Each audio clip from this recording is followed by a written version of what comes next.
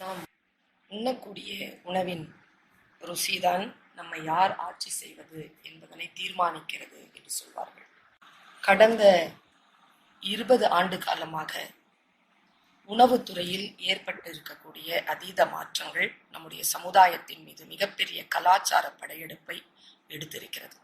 இந்த விபரீத நிலையிலிருந்து நம் இளம் தலைமுறையை, வாழும் தலைமுறையை மீட்டெடுப்பதற்கான ஒரே வழி நம்முடைய பாரம்பரிய உணவு முறைகளை நாம் கையகப்படுத்திக் கொள்வதும் அதை ஆவணப்படுத்துவதுமாகும்.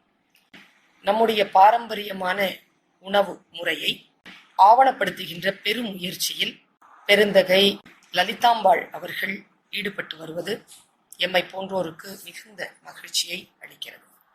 அன்னார் தான் தன்னுடைய மூத்தோர்களிடமிருந்து கற்றுக்கொண்ட அந்த உணவு வகைகளை அடுத்த தலைமுறைக்கு பேரன்போடு பரிமாறியிருக்கிறார்.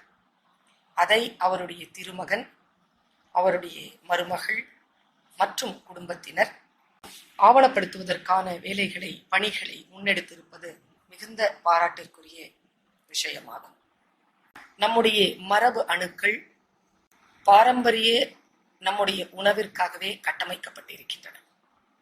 புதிதான உணவு முறைகள் வந்து சேர்கின்ற பொழுது நம்முடைய மரபணுக்களில் மாற்றம் நிகழ்வதன் மூலமாக வரும் தலைமுறைக்கு உயிரியல் ரீதியான பாதிப்புகள் வரும் என்பதனை நான் உணர்ந்து அந்த பாதிப்பிலிருந்து நம்முடைய தலைமுறையை மீட்டெடுப்பதற்கான இத்தகைய முயற்சிகளை பாராட்டுகிறேன்.